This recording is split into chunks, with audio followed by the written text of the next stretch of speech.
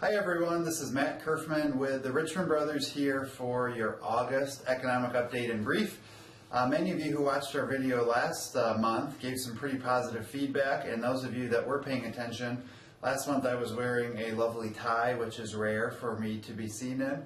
So I appreciate all the fun comments and emails we received here at Richmond Brothers on that.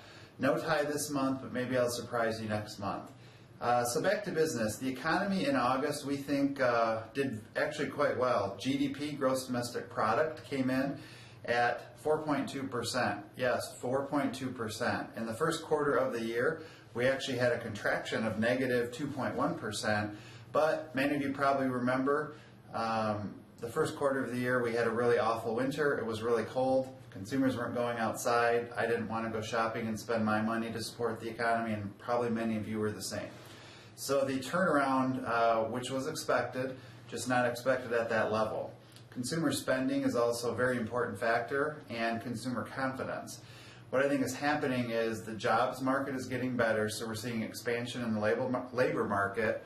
That is leading to increased consumer confidence, and then that trickles back to how do we spend our dollars in the economy. That accounts for about 70% of economic growth in the U.S. So these are certainly all good signs. One of the things as we move into the fall that we can pay attention to and be aware of is the two major shopping times of the year, basically back to school and then post-Thanksgiving, pre-Christmas shopping seasons. Consumer spending is a good indicator of where things are going in the economy because it talks about how we as consumers feel about the economy, and there's a bit of psychology to that. If we feel better, things tend to get better. Kind of the idea of thoughts become things on a massive scale. One of the concerns out there would certainly be still Ukraine is an issue, and as more and more sanctions happen, I would suspect that that will have more of an impact on Europe's economy. They're still a little more fragile than the U.S. as far as trying to grow out of recession, and so I would suggest there may be a few years behind where the U.S. is today. One of the anonymous questions we received is, what if the markets take a dive? What do we do? When do we pull out? How does Richmond Brothers act on that?